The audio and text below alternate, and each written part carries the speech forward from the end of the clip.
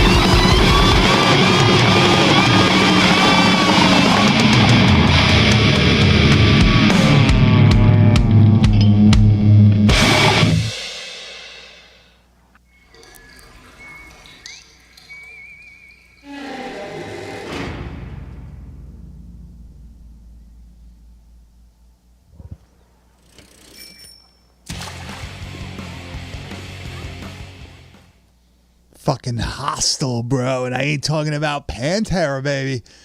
So, no title card. How do you feel about that? I don't mind it. This movie fucking rules, dude. Weird to me, though, dude. I don't know. I feel like, for me, if I was, making a movie, dude, that's where I'm about to, show off, you know? I'm about to bring it with a fucking dope-ass fucking title card. You want That's going to get people into this fucking movie. I was almost confused when I was, trying to take the clip. I was like, am I fucking missing something? Yeah, where do I stop? I rewinded it a bunch of times, being like, it had to have said fucking Hostel somewhere. I'm just not fucking seeing it. But no, doesn't happen. I mean, not everybody hits it with Zombie with the fucking big title card, the black background with the white or red or whatever, depending on the version that you see. And then you get the nice theme song. I feel like that's something that's missing from most modern horror films is that theme that plays, that memorable theme. You know, Zombie has the memorable theme. Dawn of the Dead has the memorable theme. I feel like that's kind of, when it comes to modern movies, the last one where I could positively remember a piece of music from the film where I was like, damn, that's fucking sick, is from Mandy. When the dude goes and sees, and when Nick Cage goes to the dude making the acid and he's playing that cassette tape and it's just this fucking low drone synth shit playing. It's like, damn, yo, that's fucking sick. It's what the hell is that guy's name? Richard Brake, guy from the Rob Zombie movies. Yeah, that fucking Rob Zombie movies. Yeah, shit's sick. Yeah, that gives me a cool idea, man. Anybody that wants to throw some ideas in the hat and this shit too, hit me up on Instagram at Kane_enabler. Send me your favorite fucking title cards of all time. And what I'm going to do is I'm going to make a fucking March Madness style bracket of all the different fucking best title cards for October. And we're going to fucking narrow them down and we're going to show the clips of just the title cards that winner. And I want to break it down to what is everybody's favorite fucking title card of all time of horror. I like that. I think that'd be fucking cool. I like that. It could be, if you could, it depends on the movie. I guess if it's a specific VHS release, let them know. Maybe I have it still. I could get it to them, or we could find it online or whatnot. But I like that. We were thinking that we'll do 2 extra shows in October, right? Yeah. Either Friday or Saturday live streams on our YouTube channel. And it's going to be fun off the cuff shit. We're thinking one definitely is going to be all the gore stuff. We'll gore clip show. Yeah, we'll see if we could get some sort of fucking strike there. And then the other, I guess we'll talk about title cards. We'll do all sorts of shit like that. We'll do a nice Halloween related Halloween party. Post October 1st, whatever. And that'll be on a Friday or Saturday. That'll probably be soon because usually we like to space things out between maybe 2 weeks or so. Right? October's going to be jam-packed. Plus we got Brian Pollan coming on. It's going to be, it's going to be insane. It's going to be a fucking serious month. Yeah, it's going to be a lot of fun. We have a lot of cool shit lined up for you. Like I've been saying, I've been buying movies and we've been watching things and saving them for October. It may not be necessarily Halloween related, but it definitely is. You know, yeah, it's fun. It's fucking Halloween spooky season bullshit fun.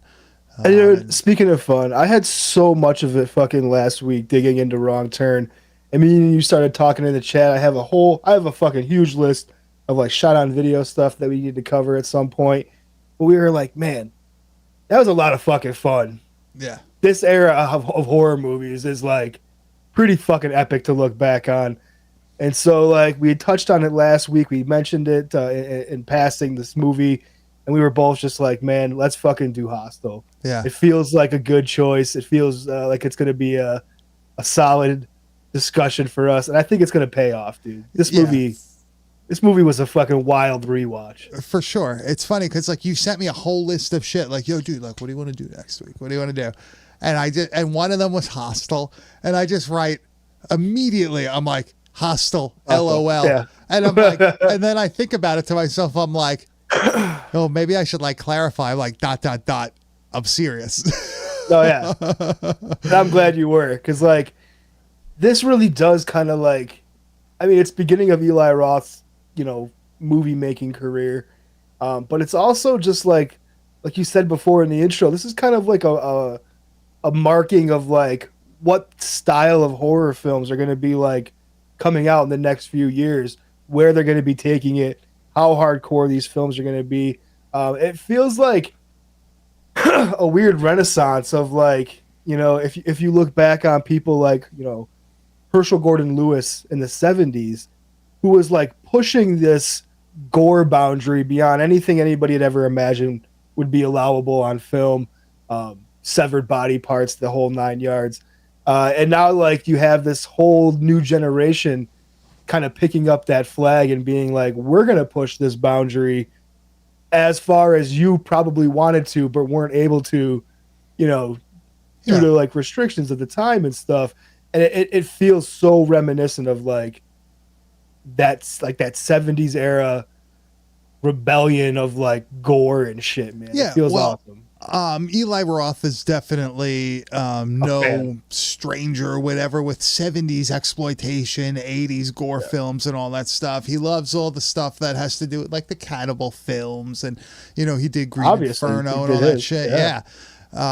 So this is a movie that is kind of, you know, not a love letter, but like let's do that, but in 2005.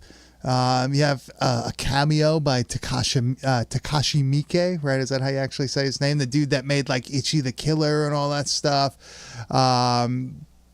Like dudes that these guys were watching the movies when they were younger. Like these were their idols. These are the type of films that they were into. They weren't watching fucking, you know, I was watching, I watched Cleopatra one day and I was inspired to make this movie. It's like, no, like this dude was watching like these movies Cannibal from the Ferox and fucking, you know. Yeah, he was watching fucking Cannibal Holocaust. He was renting shit from the video store, and like you see it in this movie.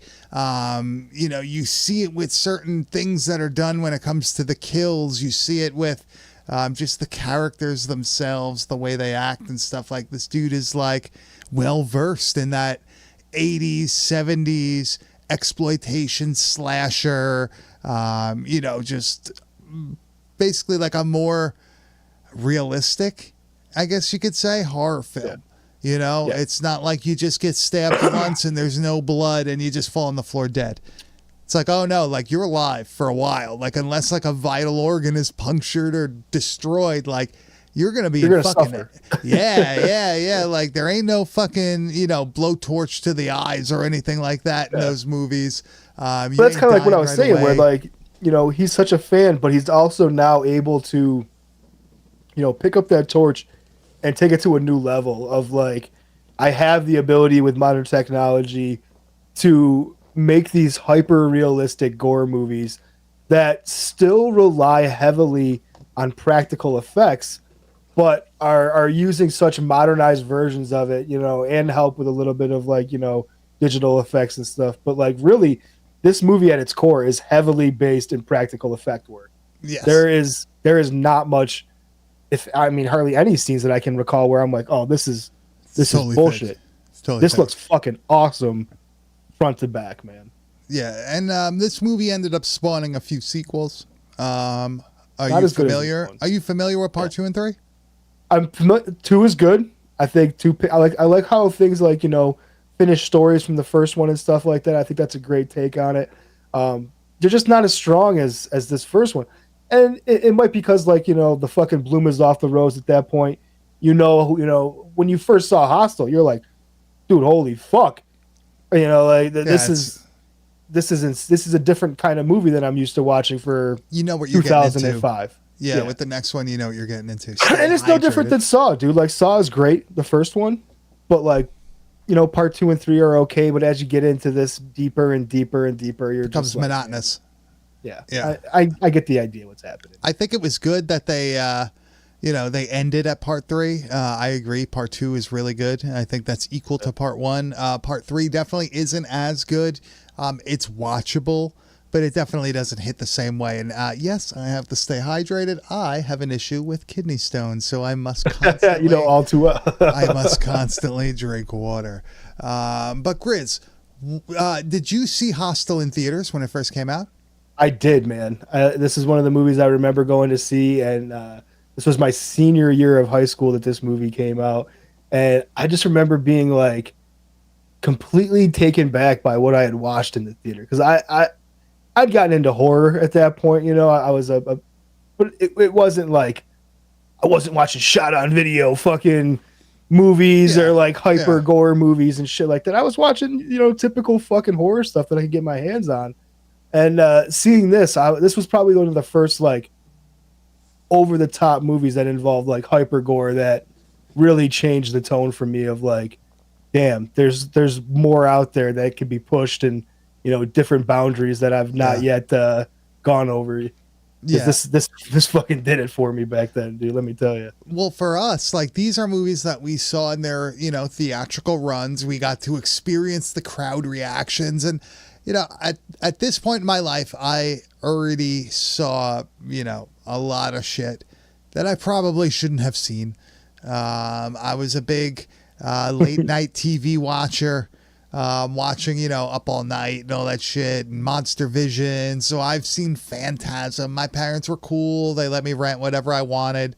They realized it was just fucking movies. It's not going to turn you into a fucking whatever. Yeah. So by the time this came out, I was familiar with, some of the more graphic films of the 70s and the 80s, like The Prowler and shit like that. I've seen some shit already. But I feel like a majority of the mainstream audience had no clue what they were getting into when they were seeing this film. I had a similar. I remember people experience. walking out of the theater on this movie, dude. That's fucking one of the wild. first movies I remember people leaving in the middle of the fucking movie. I could understand why. I remember people being like absolutely fucking shocked and appalled when I went to go see Green Inferno. Went by myself. Went to like a midnight showing on like a Friday or something like that. And the crowd did not fucking get what the hell was. They were just like horrified by what was going on the screen. How do you go into a movie like that not understanding like what he's making? Like you have to. I don't know. I guess people just think, oh, it's a horror movie. Eli Roth. They're familiar with the other shit that he makes because he's made some things that are not as good as this. Up until recently, like where the fuck were you gonna go see Cannibal Holocaust unless you had a DVD? A bootleg VHS, a foreign VHS. Yeah. To us, it was really accessible. But, like, go ask, like, a cousin that's, like, a normal fucking citizen of the United States. Dude, go find Cannibal Holocaust somewhere. They would look at you like you're fucking crazy. Their local mom and pop video store probably didn't carry it. Like, it was one of those things that wasn't... it wasn't like a Nightmare on Elm Street. It wasn't like a Friday the 13th, a Hellraiser, a Halloween or whatever. Not saying that those are bad, but like, it's different. You're going down like, what do they call it? Like the iceberg of like horror films and all that shit. And the deeper you get, the more fucked up they are. And I feel like this movie, if this was a film that came out in 1980 or whatever, it would be highly, highly revered as like a fucking crazy, oh wow, this is crazy, blah blah Yeah. blah, all that shit. But I feel like, it did. I think it did pretty well in the box office, but like in the horror community, I feel like it kind of had like a bad rap, right? Like, Yeah, I feel like it's didn't kind of really- always had like a two-sided. There's people that kind of like get into it, but then there's a lot of people, and I mean a lot of fucking people that I've talked to that do not like this movie. And Yeah. it's not even because like it's too gory or whatever. They just don't think that it's like a good movie and shit. And I will say there's parts of this movie that fall into the trap of, I mean, early 2000s horror. And by that I guess I'm saying like you always have a very similar cast of people. good looking, early 20s, doing something that the Over the average top, person that you you can't know, fucking afford to do now. Big personalities, dude. Like, and it's always these like, and especially with these kind of movies, there's always these like super douchey guys. Like, I'm supposed to be like rooting for these fucking dudes as like our main characters, but really I'm like, please hurry up and kill these. I don't know, dude. People, I kind of like our dude once he has like the heel turn. He becomes like a fucking serious AC Slater looking dude. Like, okay, yeah, at that point, like, yeah, he does have like a fucking 180. But I'm saying like, in the first like 30 minutes of this movie is kind of boring a little bit. I mean, it's not until things pick up midway where this movie really kind of goes off the rails, and you're like, holy shit, what the fuck? And I remember being in the theater thinking that, being like, man, this kind of seems like a snoozer. There was all this hype behind this movie, like. The first 30 minutes of these, you meet these teens who are early adults, young adults or whatever, and they're like, going to Amsterdam. They're going to smoke some weed. Backpacking through Europe, right? Yeah, they're looking to fucking hook up with chicks and shit. They go to a brothel. There's like all this stuff happening where it's like the typical bro thing to do when you go to Europe and like you're 21 years old and shit. And it goes on for a while. And like what I didn't realize the first time seeing it is that there's bits and pieces of that 30 minutes that also become kind of important to the story, that they're all like little puzzle pieces that end up coming together to make like what's happening a bigger conspiracy than like what you realize it is. And I think that's what's cool upon second watch of this, man. Yeah, you start putting more and more together. You start seeing like, oh fuck, like this person's involved, that person's involved. Certain things where like you're watching it and you're like, yo, I would have turned back at that point. Like that would have been it. Like, yo, fuck it. Because there is a dude that they meet. I think his name is Ollie, right? They meet him when they're in France or something. So he's not one of their actual friends. He's just but they're traveling together. Yeah, they're traveling together. But they get far too invested in this motherfucker, and like I feel like that leads to their downfall, where they should have just fucking, you don't know this dude. Yeah, like who knows what he's doing? Blah blah blah. Let's get the fuck out of here. But okay, let's go over that for a minute then, dude. So like if me and you are backpacking through fucking Europe and we meet some fucking random dude in France who's like backpacking by himself, he's kind of a weirdo, and like we all check into a fucking a hostel and shit, and then the next morning he's just gone. Me and you aren't going to look for this motherfucker, right? Fuck no. I mean, like, we just fucking met this cat. Let me put it like this. We meet somebody at fucking Mahonic Drive-In and we go to Walmart with them and we can't find them for 15 minutes. We're already going back, dude. See ya. So, I don't know, man. I feel like maybe, man. Yeah, and I can't even say it's like a pre 9/11 world. You know what I mean? Like, you can just say like pre 9/11, man. You cut people slack. Yeah, 2005. You're deep in that shit. It's into it, dude. One thing I'm going to say before we get deeper into the movie is that this movie did something very effective. Something that maybe Friday the 13th did to you as a kid. Something that Nightmare on Elm Street did to you as a kid. This movie made me never want to go to fucking Eastern Europe. Oh, bro, for sure. And I always, as a pothead, like growing up, bro, Amsterdam was like the Mecca. I'm like, I got to get the fucking Amsterdam. I could fucking smoke in these shops and shit, and like, look where we are now. But like, it's fucking. So like, I was always, and then I saw this, and I was like, there's a fucking, and like, it's always made me think that there's like this weird skeevy dark side to Europe, and I feel like that's probably true. There is probably like, well, I think it's that whole thing where like you don't understand the language, you know what I mean? So like, you're a fish out of water when it comes to that. Everything is different. You don't know who to go to for help. Very easy. Like, dude, look in America. Look at like a tourist. If they came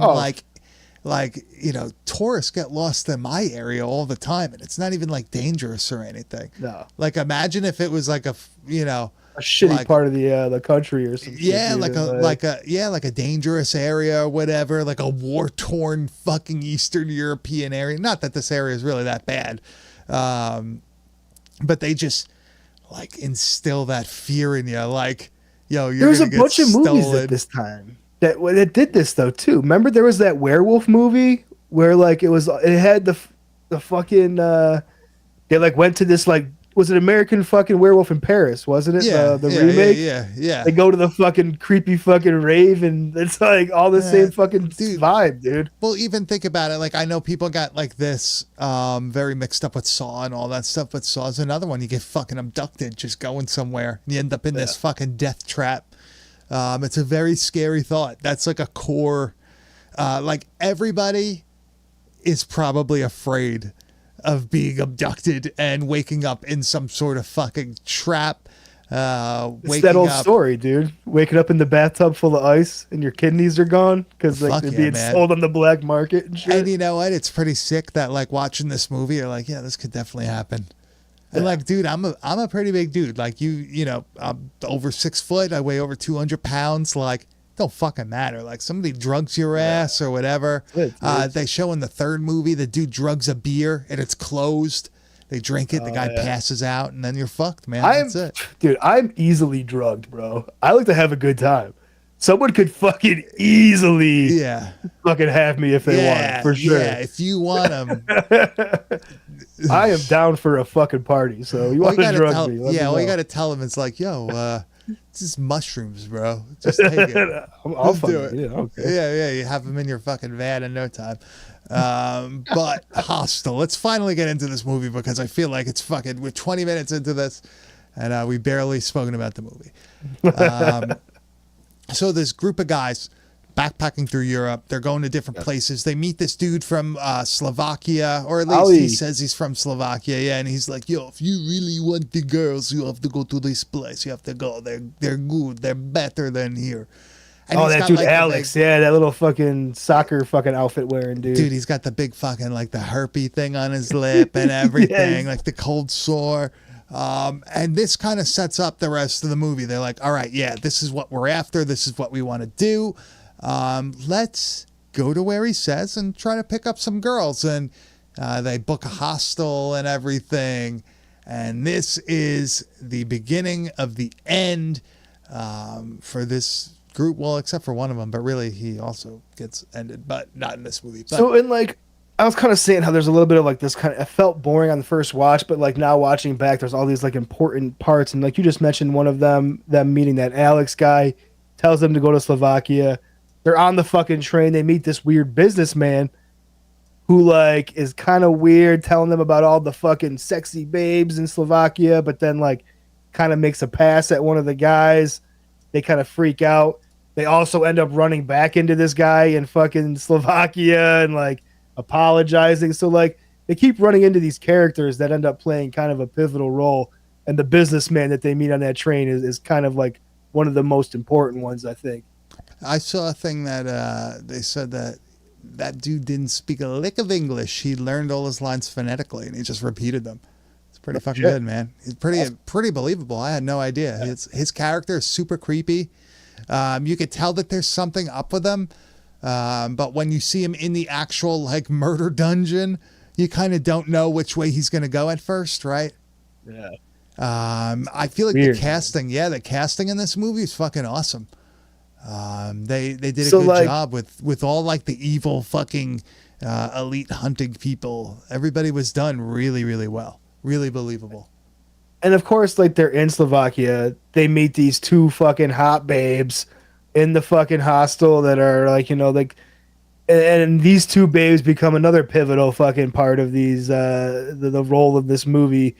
These two girls basically, through drugging and tricking in all these different ways, you know, basically turn these two friends over to these artists, as they're calling them, at the art exhibit. And which a fucking awesome way to describe what's happening in this movie. But the first friend basically goes missing at this party. They drug both of them. He like pounds this fucking drink and kind of gets a little fucking, he passes out at the fucking place and he gets taken to this warehouse. And that's like the first shot we get of him is being like fucked up in this warehouse, man. Yeah, he gets taken with there's a girl, I think she's supposed to be Japanese, right? Yeah, because like her friend went missing with Ali the day before or whatever. They couldn't find either one of them, and they said that they left together, which didn't seem right. Yeah, they get like that creepy fucking text message too, like, yo, I went home. And it's like just his body like yeah. Like then it shows just like a decapitated head of him and shit. Yeah, I love that, yeah. Man, like the whole like torture dungeon warehouse shit is so fucking awesome. Just like really gloomy, really just depressing. Like, oh fuck, like nothing good is gonna end up in this fucking place, right? Like it's really just a dingy, dirty hellhole, pretty much. Yeah. But eventually, our other buddy gets fucking taken, and he's gonna be cut up by the what was he? He was a businessman, Austrian, Dutch, Dutch, maybe Dutch, Austrian. He's freaky. He might be Dutch. Yeah, let's call him Dutch, dude. He's a Dutch businessman. Freaky deaky Dutch, but right. He's fucking with this motherfucker, right? He's like, yo, dude, you can go, just go. It's fine. Little does our buddy know, our American friend know, that his Achilles tendons have been cut. And this is something that, ever since I've seen it in Pet Sematary, just gives me the fucking willies. Yeah. Oh, he's feel that in your leg, right? Up. Yeah. He goes to stand up, and you see the separation of the Achilles, and he just collapses. And unfortunately for him, he's not actually being let go. Our failed surgeon friend drags him back. I love the mirror shot. It's great. And he slits his fucking throat. Pay me. What a fucking creep, man. This dude definitely is. I don't know. I feel like I have no sympathy for this motherfucker. What's the better Achilles from this time period? This movie or House of Wax?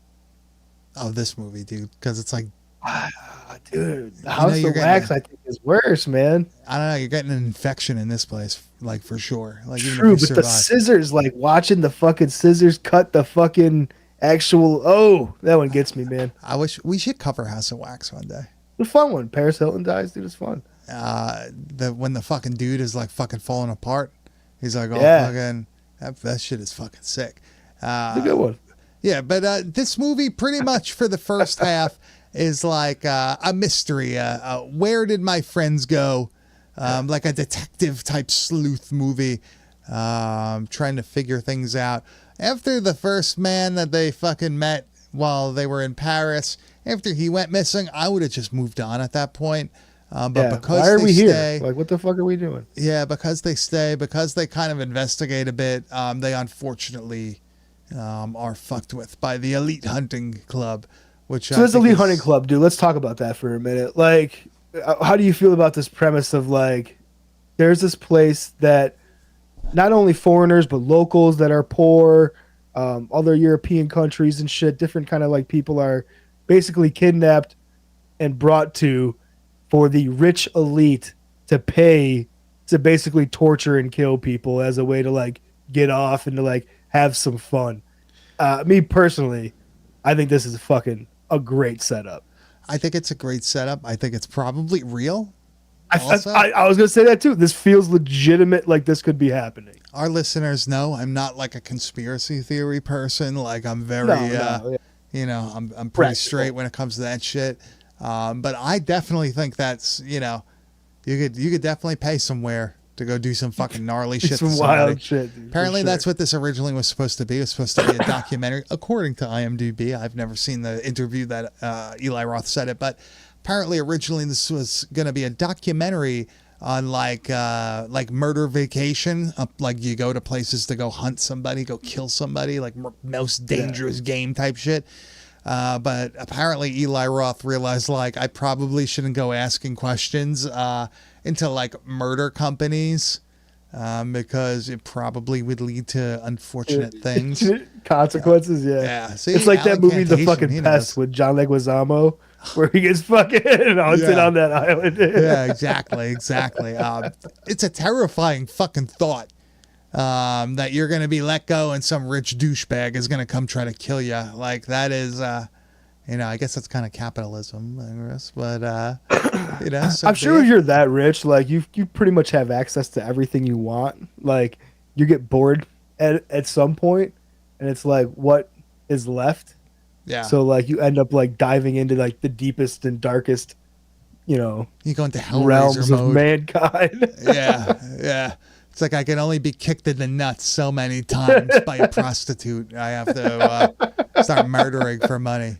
But it's never like become a hitman. It's like they need to do that shit where they like wound the animal first for you. Yeah. Like it's the pussy way. One character that I really like in this is like the giant mutant, like butcher dude. Dude, this guy's awesome. That's why I took this clip, because I just love the way he looks. Yeah, I want to show him because this is like what you would basically picture in like a torture dungeon as like the dude that gets rid of the fucking, This is the cleanup crew. I mean, he's taking the bodies down to his little meat shack and burning up the bits that are not useful. We see our main character here. He's trying to escape at the moment, so he's hiding in a pile of dead bodies, but he's in this dude's fucking meat shack. This dude looks like he's like fucking 7 feet tall, 350 pounds. Huge like hunchback. Yeah, he's got a I love that he sees his dead friend there. That's fucking crazy. Yeah, the mouth is sewn shut and everything. This guy looks like Quasimodo. He's throwing pieces into like a big bucket and just casually like fucking doing his job. What a terrifying thought. Like this dude just like cutting up fucking murdered people. No second thoughts about it, casually. Pretty fucked up, dude. I don't know, man. This movie is, I guess what makes it kind of scary is that like it really pounds home like that life is cheap shit, where these people just don't give a fuck about you. You don't stand a chance, and when you're done, you're just human garbage. Yep. Right. Disposal, man. You just need to be disposed of. I like that he also like he's carrying his fingers, hopeful that he's gonna get them reattached, and he drops them, and the big fucking Quasimodo guy like just picks him up and throws him into the fucking furnace. Let's talk about how he gets to that fucking thing, man, because he ends up like being lured there and kidnapped. His fucking sequence of how he escapes is probably one of the coolest fucking things in the movie. There's two smaller clips here. The one is basically this guy who paid to kill him brings a chainsaw in after fucking with him for a while with different weapons. The guy seems kind of weird and timid about the whole thing to begin with, the guy that's supposed to be killing him and shit. But he's fucking got this chainsaw and he runs at him and he slips and falls on the fucking body parts from cutting this guy's fingers off. And he ends up taking himself out. And it's not dark comedy, but it's fucking right there, dude. This is very Peter Jackson. Yeah, that's how I felt too. Yeah, so he ends up getting his 2 fingers cut off. The guy slips on the blood and fingers, and the chainsaw goes right through his abdomen. Brutal. So fucking good. He's like, oh fuck. I can get the fuck out of here. I have the chance. I love the fucking...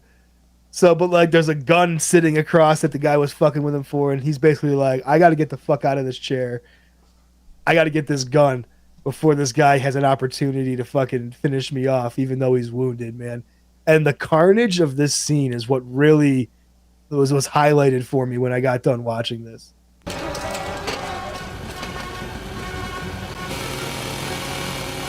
So the wounded guy is looking to try to get the chainsaw to protect himself somehow.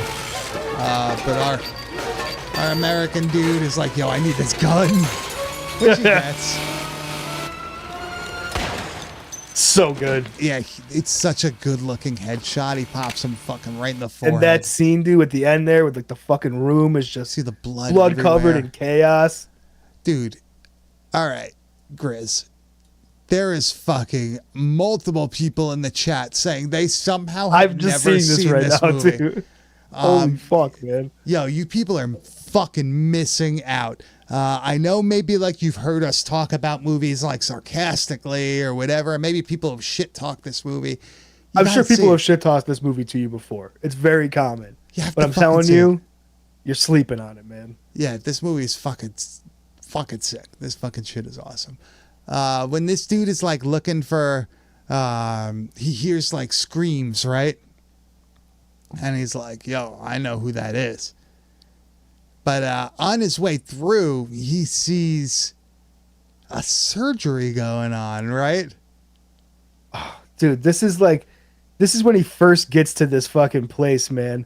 Because he sees his friend alive. Oh, yeah. This scene is actually before all this. But I really want to show it because it's so fucked up. It's awesome. So this is the businessman who like had this whole little talk with his friend before he killed him about how like he always wanted to be a surgeon, but they would never let him pass because he's got fucking shaky hands, dude. And I was like, oh my fucking God. But anyways, he gets brought to this place and he's walking in not knowing what to expect. He thinks it's some kind of museum. And this is the first fucking room he comes across, man.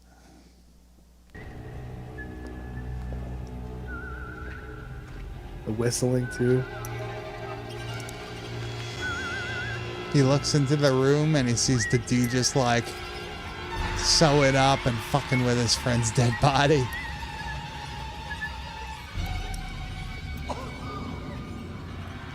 The guy just like casually looks up like, huh. Oh, it's you.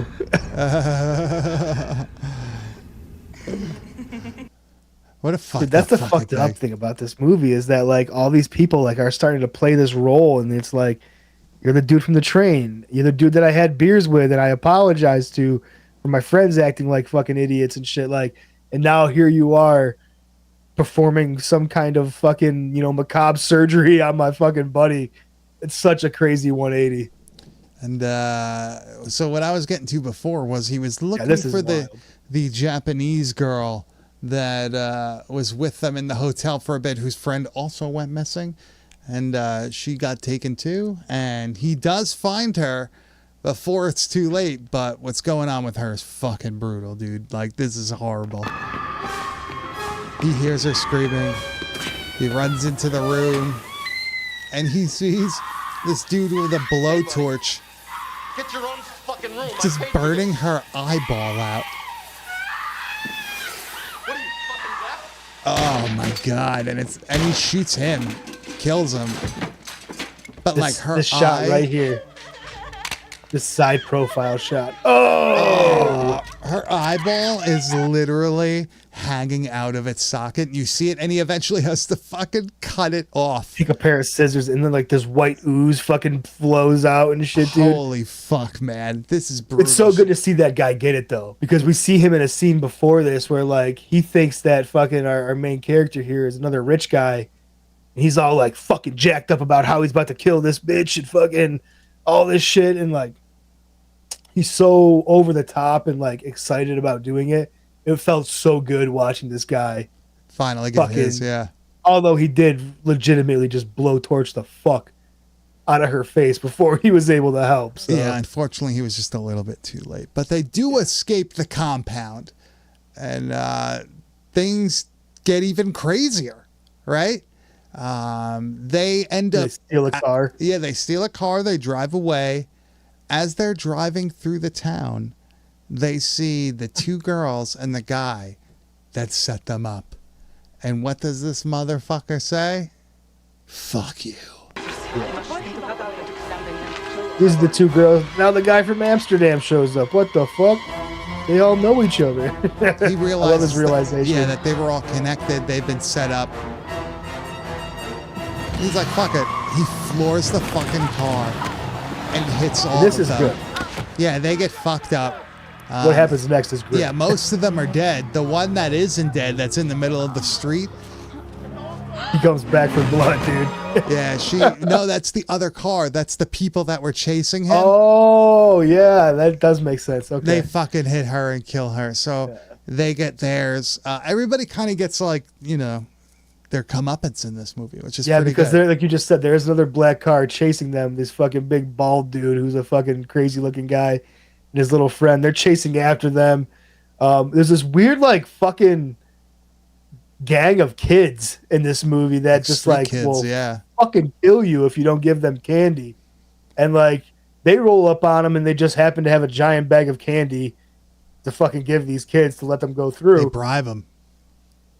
But these bad guys, quote unquote, who are chasing them, do not have any candy, and these kids fuck these guys up. Dude. So what I took it is that this guy was like, "Yo, I'll give you all this candy if you fucking kill these people that come by next." I took it as like he bribed them, like, "I'll give you this huge ass I bag." guess I thought it was just like because like one like you bribe them to get through, but why they attacked this guy is because this bald guy came out so aggressively and not accepting, like not offering anything, just being like, get the fuck out of here and like waving a gun.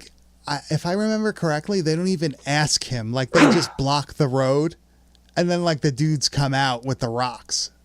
But the dude comes out of the car pretty fucking hot. Oh yeah, he does. Well, because he's like an asshole, like fucking. So that's why how I took it, that they're just like, well, he's not playing ball and he has a gun. Let's fuck him up. Well, that's the but least you could be important right. thing. It could be a bribe, man. I like that idea too. That's the least important thing because they get fucked up. Dude, holy shit.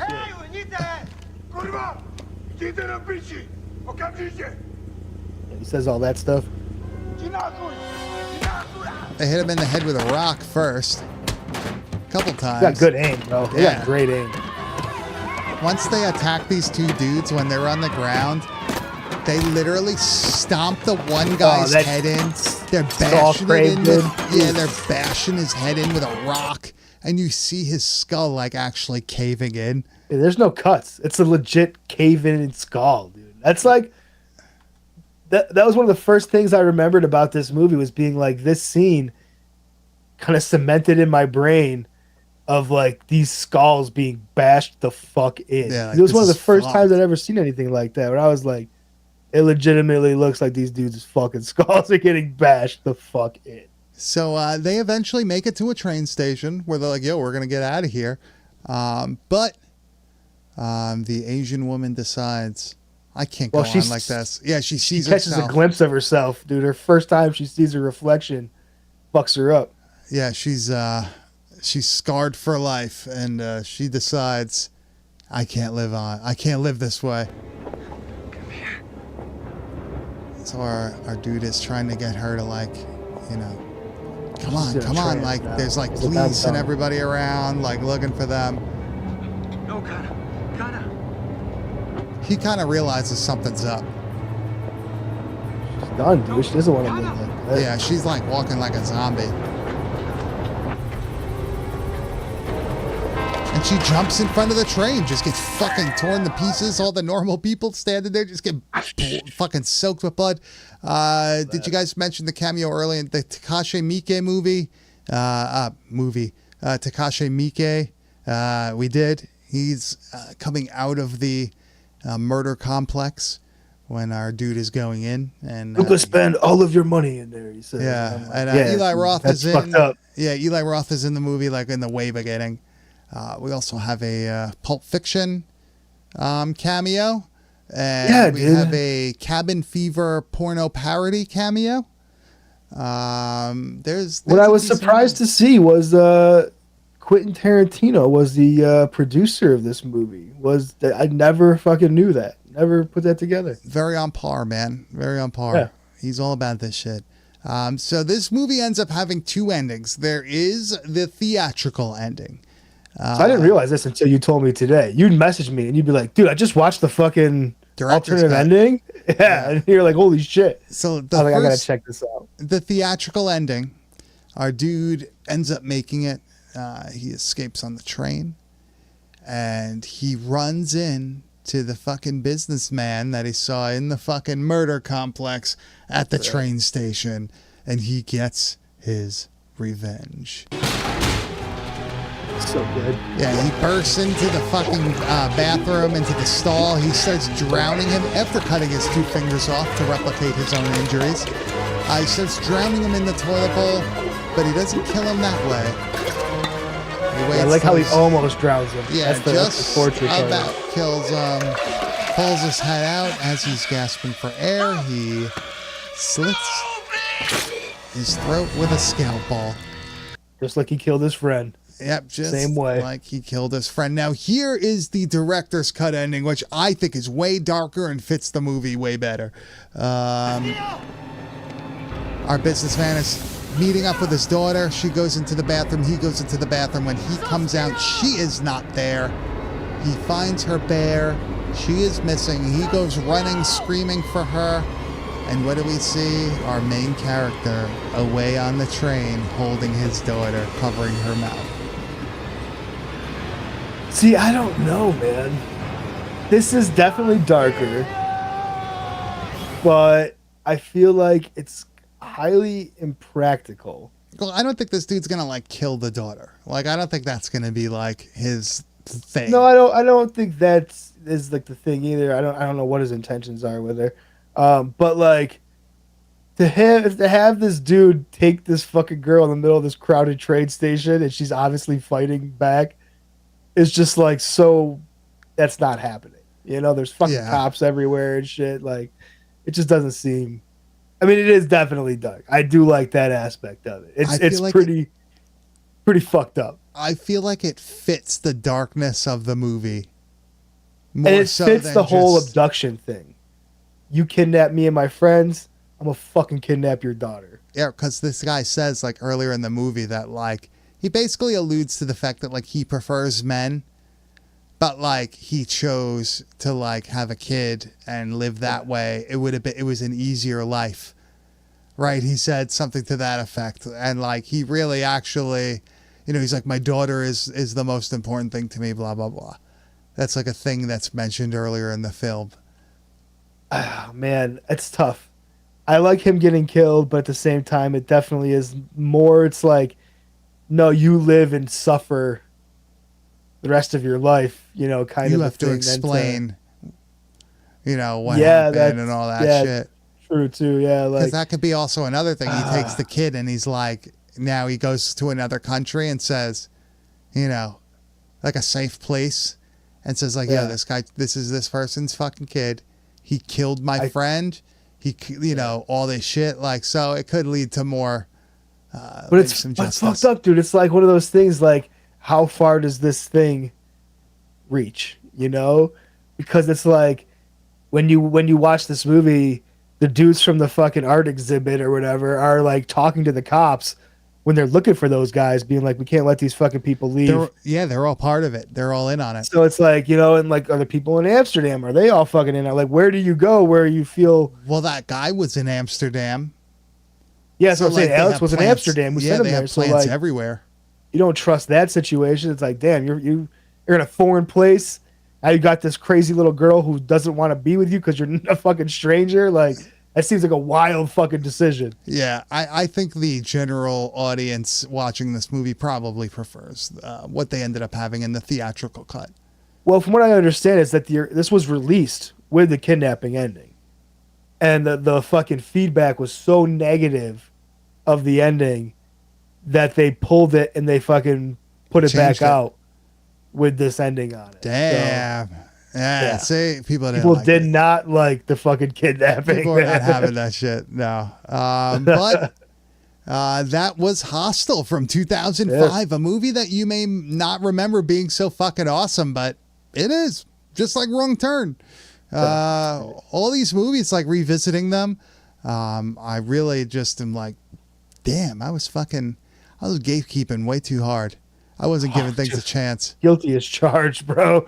For sure. I can say, though, that I did like Hostel upon its release. I thought it was fucking awesome. I was like, yo, this is fucking sick.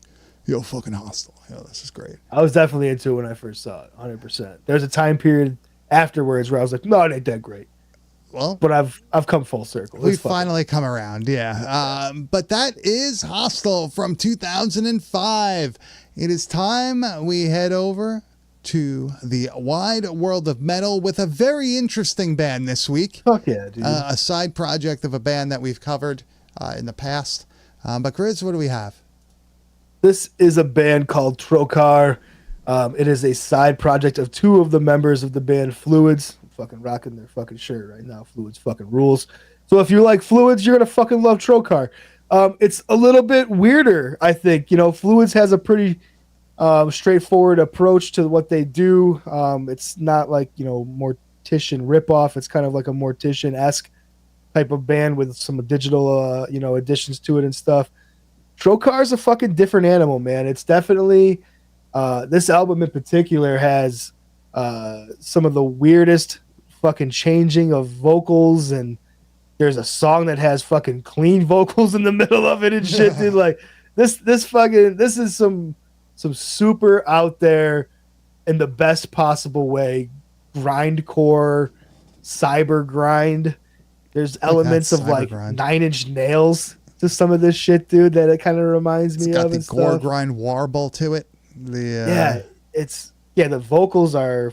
Let's just fucking get. There's into also it. some black metal in it. It's really kind of the wild. trem fucking riffs, dude. For sure. Where do you want to Let's start? start with the Salters of Manias. Let's get that one fucking running.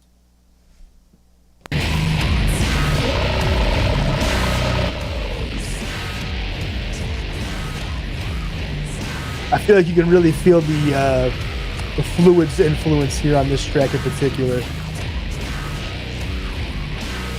Is this considered surgical? What do they call it? Like surgical metal or whatever. Yeah. This Yeah, shit? probably. Dude, yeah, this part. I gotta listen to that in like a mid-90s Saturn with like 2 fucking subs. Yeah, that'd be fucking sick.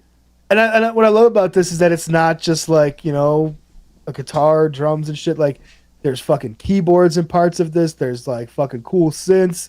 There's sampling in a lot of this, man. Like, it's all the things that you would expect, like from dudes who were in Fluids, but kind of presented in a different way with a different vocalist. The vocalist here is I think what kind of forms this band's sound. You know, the music is solid as fuck, but what this dude does with his vocals is what really is like, what the fuck is going on sometimes. Yeah. You know, with this band. Let's do Orphaned Organs. This is a fucking fun one. Is that fucking punk influence? Almost a Cradle of Filth-esque vocal. Oh yeah, that vocal sound like that. These vocals here fucking rule. But then it goes, to like the low fucking gore grind, modulated.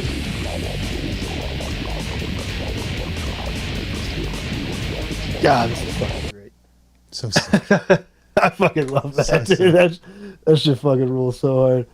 Our last fucking track, Foreign Body Insult. This is gonna show you that they're not just your typical fucking gore grind outfit doing the grooves. They're gonna fucking put some guitar solos into this motherfucker also, man. Very unexpected. Yeah.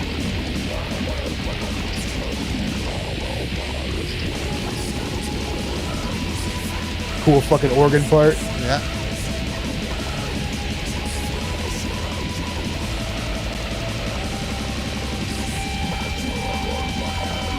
You gotta love that dive coming in.